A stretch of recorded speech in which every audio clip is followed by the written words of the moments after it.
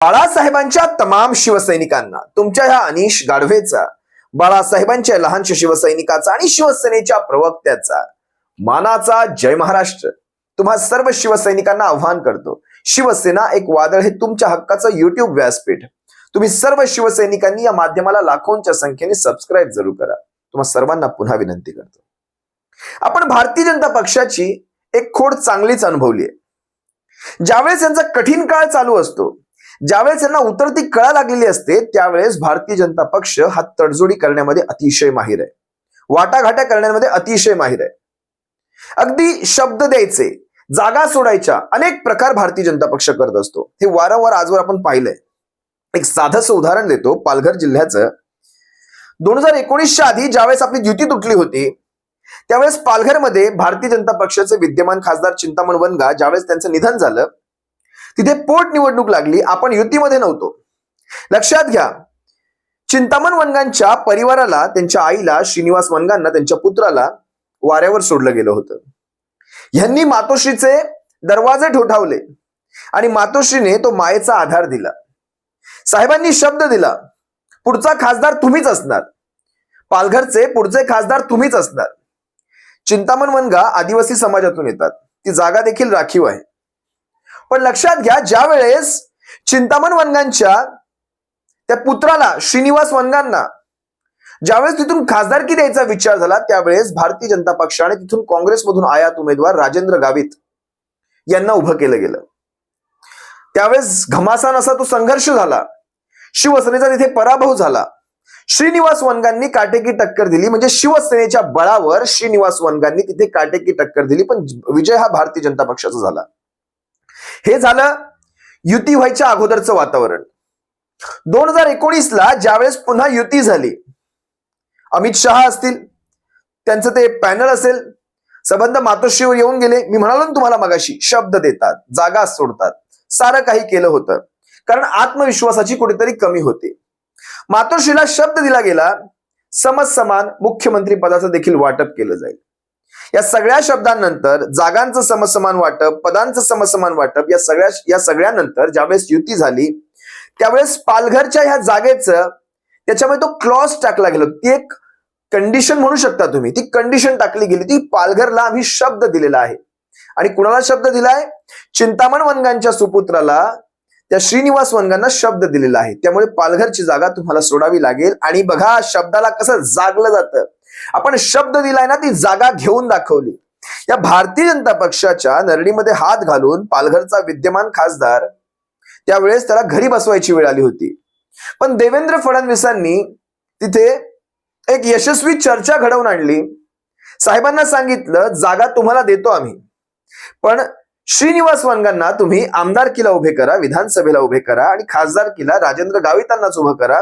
कारण जर पुन्हा काँग्रेसमध्ये गेले तर ती जागा अडचणीची ठरू शकते. शेवटी विधानसभेला का होईना, पण या श्रीनिवास वनगांना त्यांचं पुनर्वसन केलं. पण ह्यांना विधानसभा, महाराष्ट्राची विधानसभा, तुम्ही जर श्रीनिवास वनगांचा चेहरा पाहाल तर यांना जिल्हा परिषद काहीही मिळू शकत नाही. पण ह्या माणसाला ते दगडांचं सोनं कसं करतात ते असं म्हटलं जातं. या माणसाला महाराष्ट्राची विधानसभा दाखवली.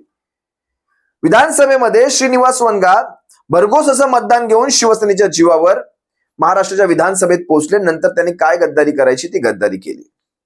बघा, ज्याने दिलं त्याच्या पाठीत कसा खंजीर खुपसला तो, ह्याची ही साधी साधी उदाहरणं आहेत. ज्या भारतीय जनता पक्षाने यांना रडवलं, यांच्या मातेला रडवलं, यांच्या आईला रडवलं, त्यांना देखील ह्या सगळ्या गोष्टींचा विसर पडलाय. असो, तो त्यांच्या वैयक्तिक जीवनाचा भाग राहिला. पण पालघरची जागा शिवसेनेने सोडली नाही. पालघरच्या जागेवर राजेंद्र गावितांना शिवसेनेच्या माध्यमातून तिकीट देण्यात आलं आणि पालघरचा शिवसेनेचा धनुष्यावरचा खासदार निवडून आला होता. म्हणजे बघा, कसं तडजोडी कशा करायच्या, कसे शब्द फिरवायचे.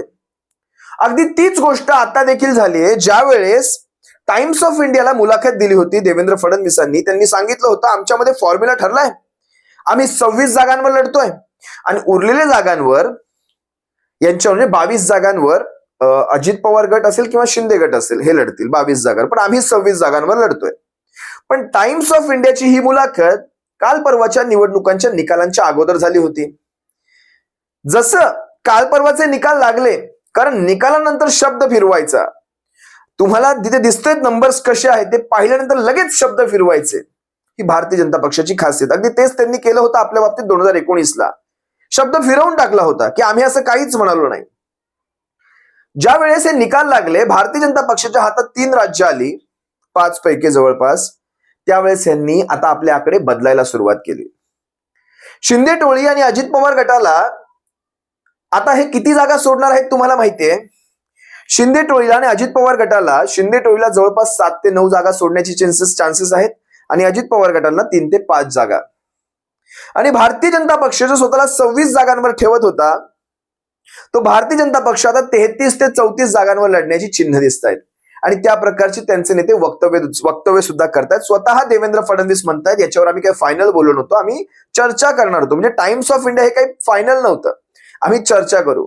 म्हणजे ज्या वेळेस आपण कमजोर, आपल्याला उतरती कळा, त्यावेळेस शब्द द्यायचे, ते झेंडे खाली घ्यायचे, तह करायचे, बोलणी करायची. पण ज्या वेळेस तुमचे दिवस बदलतात त्यावेळेस मात्र सगळ्यांना नकार द्यायचा. आता हे गद्दारांना किती कळेल त्यांचं त्यांना माहिती, मला माहित नाही. या सगळ्या गोष्टींबद्दल मी बोलणार देखील नाही. पण लक्षात घ्या, भारतीय जनता पक्ष 2019 मध्ये 25 जागा लढला होता आणि 23 जागा जिंकला होता. 2 जागा मला वाटतं बारामतीची एक असेल आणि दुसरी जागा, बारामती नंतर दुसरी जागा होती चंद्रपूरची, जिथे हंसराज अहिर उभे होते. ह्या 2 जागा त्या हरले होते. म्हणजे आताच्या वेळेस 23 स्वतःचे विद्यमान, या हरलेल्या 2 25, आणि त्यानंतर शिंदे गटाच्या जवळपास 8 जागांवर भारतीय जनता पक्षाने आपला क्लेम ठोकलेला आहे. बरं, त्या 8 जागांमध्ये एक विद्यमान खासदार देखील आहे. त्या 8 जागा कोणत्या मी तुमच्या सर्वांसमोर घेऊन येईलच. पण बघा ना कशा प्रकारची, काय साध्य करायचं होतं ह्या सगळ्यांमधून. मी वारंवार तुम्हाला जे सांगत आलोय, यात भारतीय जनता पक्षाचा सगळ्यात जास्त फायदा होऊन जाणार आहे. नुकसान कुणाचंच झालं नाही, नुकसान ज्याला भेटायचं ते मिळालं. या गटांना त्यांना जे जे पाहिजे होतं ते सगळं साध्य झालं. आयुष्यात नावाच्या पुढे एक मुख्यमंत्री पद लागून गेलं. आयुष्यात जे पाहिजे होतं ते सगळ्या गोष्टींची मजा घेऊन झालेली आहे. कुणाचं नुकसान नाही, पण राजकीय नुकसान मात्र त्यांनी इतर पक्षांचं करून ठेवलं, राजकीय नुकसान. आणि सगळ्यात जास्त पॉलिटिकल फायदा जर कुणाचा झाला तर तो भारतीय जनता पक्षाचा झाला. कारण त्यांना लॉंग टर्म खेळायचंय. हे गट, हे तट, हे सगळे कढीपत्त्यासारखे भारतीय जनता पक्ष वापरतोय. अजूनही त्यांच्यात थोडा बहुत स्वाद शिल्लक आहे. जोपर्यंत तो स्वाद जेवणात पूर्ण उतरत नाही तोपर्यंत ठेवणार, नाही तर कढीपत्ता असा फेकून दिला जाणार. हे कढीपत्ते आहे, यांना लॉंग टर्म नाही, यांना भविष्य नाहीये राजकारणामध्ये. या सगळ्यांचं भविष्य भारतीय जनता पक्षाच्या हातात आहे. कटपुतल्या आहेत, जोवर त्यांच्या अशा उंगल्या चालतायत तोपर्यंत ह्या कटपुतल्या हलणार आहेत. ज्यावेळेस भारतीय जनता पक्षाने दोरे कापून टाकेल, कटपुतल्या पडलेल्या असतील. म्हणजेच मला सांगायचं, त्यांची नावं, चिन्ह सगळं गेलेलं असेल.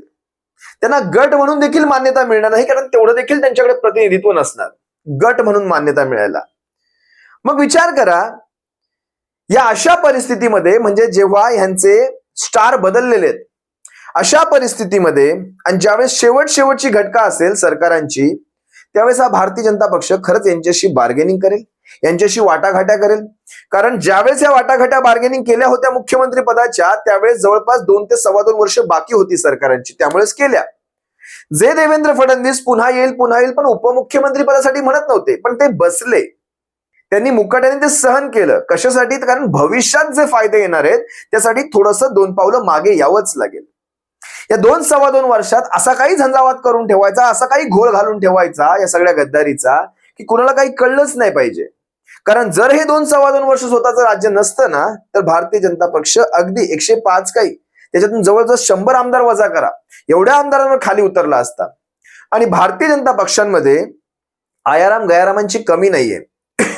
जे आयाराम ऐन निवडणुकाच्या तोंडावर भारतीय जनता पक्षात आलेत, इतरांना दगा देऊन, तेच आयाराम पुन्हा जर हे सरकार आलं नसतं तर भारतीय जनता पक्षाला टिकवायचे वांदे झाले होते. हे सारे आयाराम गयारामांमध्ये परिवर्तित झाले असतील, भारतीय जनता पक्ष उघडा आणि नागडा तिथे सिद्ध झाला असता. त्यामुळे हे सगळं करणं भाग होतं. त्यासाठी काही प्यादे हवे होते, ते प्यादे ह्यांना मिळाले, घरातले घरभेटी यांना मिळाले. पण तरी देखील एवढं सगळं करून देखील स्वतःच्याच कोट्यातल्या जागा या घरातल्या घरभेटींना कसं द्याव्या लागतील पहा ना. एकंदरीत पाहता ह्यांच्याकडे उमेदवार देखील नाहीत आणि ह्यांना तेच चांगलंय, जितकं भारतीय जनता पक्ष मागेल तितकं ह्यांच्यासाठी देखील चांगलं, कारण ती नामुष्की तरी स्वतःवर येणार नाही. तुम्ही ती जागा स्वतः लढलाच नाही, त्यामुळे हरण्याचं दुःख तुम्हाला नसणार. त्यामुळे जितकं जास्त भारतीय जनता पक्ष मागेल, कदाचित शिंदे टोळी म्हणेल माझ्या सुपुत्राची एक जागा द्या तेवढी, बाकी या सगळ्या जागांवर लढलं तरी आम्हाला फरक नाही पडत. कुठल्या कुठल्या विद्यमान खासदारांच्या जागा मागितल्यानं तुम्हाला माहिती आहे? सगळ्यात पहिली पहा, म्हणजे ज्या जागा मागच्या वेळेस शिवसेना म्हणून आपण लढलो होतो सारे, आता शिवसेना अधिकृत नाव चिन्ह यांच्याकडे गेले, म्हणजे जागेचा क्लेम ह्यांनी करायला पाहिजे होता भारतीय जनता पक्षाकडे, पण तसं काहीही होताना घडताना तुम्हाला दिसणार नाही. दक्षिण मुंबईची जागा जी अरविंद सावंत साहेबांची आहे, तिथे राहुल नार्वेकर तयारी करतायत. मुळात शिंदे टोळीकडे तिकडे काही उमेदवार देखील नाही. शिंदे टोळी तिकडे उमेदवार देऊ पण शकत नाही. कोण देणार? यशवंत जाधवांना देणार? यामिनी जाधवांना देणार? यांचे चेहरे पाहिले तर पुढच्या वेळेस यांना ते आमदारकी सुद्धा तिथून काढणं कठीण. नगरसेवक होते यशवंत जाधव, आता पाहूयात. पण ही जागा भारतीय जनता पक्षाने आधीच क्लेम केली. दुसरी जागा पालघरची तर मी तुम्हाला सांगितलंच. पालघरचा तो आयात उमेदवार जो शिवसेनेने घेतला होता तो पुन्हा आता भारतीय जनता पक्षाच्या वलसाईला जाऊन बसणार आहे. त्यामुळे उमेदवार आमचाच होता, त्यामुळे ही जागाच आता आम्हाला देऊन टाका. म्हणजे विचार करा, पालघर हे घेणार, ठाणे लोकसभा मी तुम्हाला थोड्याच वेळात सांगणार त्याबद्दल देखील, ठाणे लोकसभा हे घेणार, त्यानंतर म्हणजे नवी मुंबईची जागा असेल, सगळं हे ठाणे लोकसभेमध्ये येतं. आणि भिवंडी यांच्याकडे सगळ्याच महत्वाच्या ठाण्यातल्या जागांवर भिवंडी, ठाणे, पालघर, मग उरली काय फक्त कल्याण डोंबिवली. कुठे गेले दिघे साहेबांचे विचार? कुठे गेले बाळासाहेबांचे विचार? कुठे गेले शिवसेनेच्या वाढीचे विचार? सारं काही गहाण टाकलंय आणि पायाशी अर्पण केलंय कमळीच्या. हे मी वारंवार आरोप करत असतो, त्यात काही खोटं नाही. मुंबई दक्षिण मध्य मुंबईची जागा झाली. मुंबई उत्तर पश्चिमची गजानन कीर्तीकरांची जागा. गजानन कीर्तीकर खरंच किती आता ते निवडणूक लढवतील नाही लढवतील त्यांचं त्यांना माहिती, पण शिवसेनेचे स्ट्रॉंग उमेदवार असतील तिथे.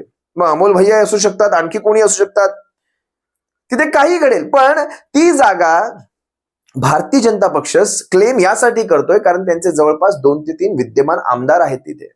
6 पैकी 3 आमदार जर आमचे असतील, एखाद दुसरा आमदार तुमचा असेल, तर तुम्ही या जागेवर क्लेम करू शकत नाही, कारण आतापर्यंत तोच पायंडा तुम्ही पाडलेला आहात. मग भारतीय जनता पक्ष तिथून उमेदवार जर दिला तर ती विद्यमान खासदाराची जागा सुद्धा जाते. पुढची जागा आहे ठाण्याचा मतदारसंघ. ठाण्याचा मतदारसंघ खऱ्या अर्थाने आधी भारतीय जनता पक्षाकडेच होता. मी तुम्हाला सांगितलं, रामभाऊ माळगे असतील, राम कापसे असतील, यांच्या काळामध्ये या मतदारसंघावर बीजेपीचा खासदार निवडून जायचा. पण दिघे साहेबांनी बाळासाहेबांकडे हट्ट करून ही जागा मागवून घेतली, कारण बाळासाहेबांनी त्यांनी सिद्ध केलं, जिल्हा परिषदा असतील, महानगरपालिका असतील, जास्तीत जास्त सगळे आमदार असतील, सगळे आपले असताना ही जागा त्यांना का? आणि दिघे साहेबांनी घशात असा हात आतपर्यंत घालून ती जागा काढली होती. दिघे साहेबांचे शिष्य म्हणणारे एकनाथ शिंदे त्यांना ही जागा देऊन बसलेले आहेत. आता त्यांचे प्रवक्ते वगैरे म्हणतात की आम्ही दिलेत, की तुम्हाला कसं कळालं? ते कळलेच, भविष्य सांगेलच. पण ही जागा गेलेली आहे, पुत्रप्रेमासाठी गेलेली आहे. त्यामुळे ही जागा गेली, पालघर गेली, त्यानंतर रत्नागिरी सिंधुदुर्ग. बरं, रत्नागिरी सिंधुदुर्गात केसरकर आणि उदय सामंत करणार का? राणेंना, नारायण राणेंना, कदाचित निलेश राणेंची पुन्हा तिथे वर्णी लागू शकत नाही, कारण हॅट्रिक होईल पराभवाची, राजकारणातून उठले जातील.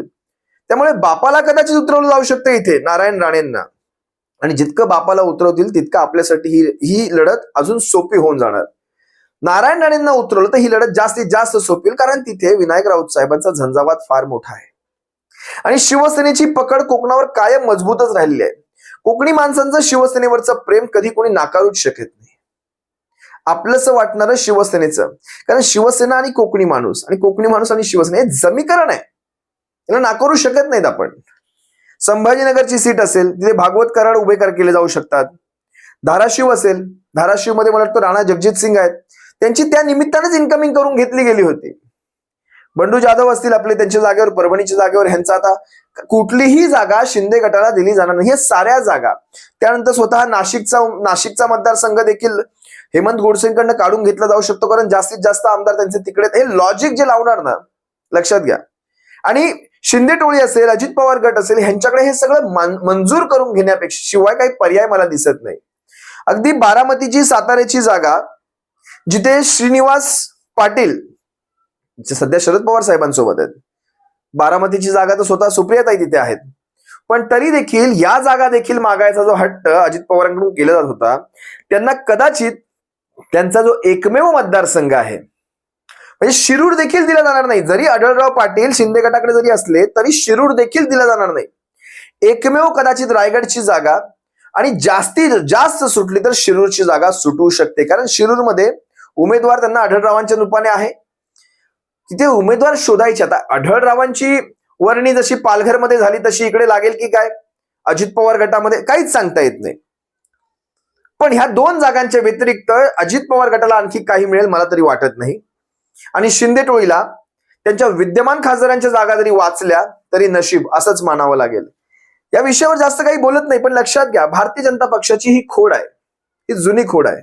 आणि त्यांच्या मनाने त्यांना जे हवं होतं, त्यांच्या मनाला जे हवं होतं ते सारं साध्य होताना इथे दिसतंय आपल्या सर्वांना.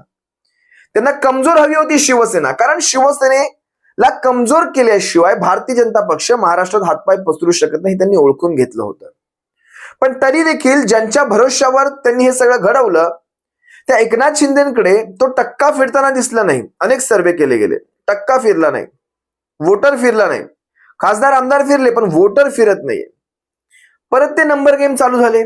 आता आणखी काय करू शकतो, शेवटी राष्ट्रवादीचाच पर्याय, दुसरा मोठा पक्ष नाही. मग राष्ट्रवादी यानं त्या प्रकारे महाराष्ट्रामध्ये पुन्हा सरकारांमध्ये सत्तेमध्ये येणं हेच एक अंतिम ध्येय आहे. त्यासाठी आम्ही कुठल्याही थराला जाऊ शकतो हे भारतीय जनता पक्षाने सिद्ध करून दाखवलेलं आहे. तुम्हा सर्वांना दिसतंय जे चाललंय ते, त्यामुळे जास्त काही या विषयावर बोलत नाही. शिंदे टोळीची अवस्था फक्त पाहायची आहे. स्वतःला ओरिजिनल शिवसेना म्हणून घेणारे, ओरिजिनल शिवसेनेचं धनुष्यबाण स्वतःच्या फक्त बॅनर पुरताच तो धनुष्यबाण राहिलेला आहे बहुतेक यांच्याकडे, फक्त बॅनरवर चिटकवायचा.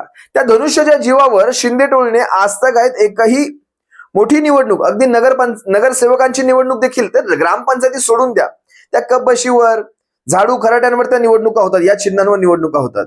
पण शिवसेनेने आपल्या मशालीला मात्र पारखून घेतलेला आहे अंधेरी पूर्वेच्या निवडणुकीत. अंधेरी पूर्वेत शिवसेनेचा आमदार मशालीवर निवडून आला होता. या शिंदे टोळीने अजून देखील एकही निवडणूक धनुष्यावर लढलेली नाही. हा फरक आहे, विचारधारांमधला फरक आहे, हा फरक आहे जिगऱ्यामधला, हिमतीमधला फरक आहे. याच्यातून तुम्हाला काय समजायचं समजून जा. भविष्य जे आहे ते मूळ शिवसेनेचं आहे. हे सगळे गट तट, हे सगळे अगदी लहानशा वेळेसाठी असले फुगे आहेत, बुडबुडे आहेत, आणि ते लवकरच फुटतील. तुम्हा सर्व शिवसैनिकांची रजा घेतो. सप्रेम जय महाराष्ट्र बाळासाहेबांच्या शिवसैनिकांनो, काळजी घ्या. जय महाराष्ट्र.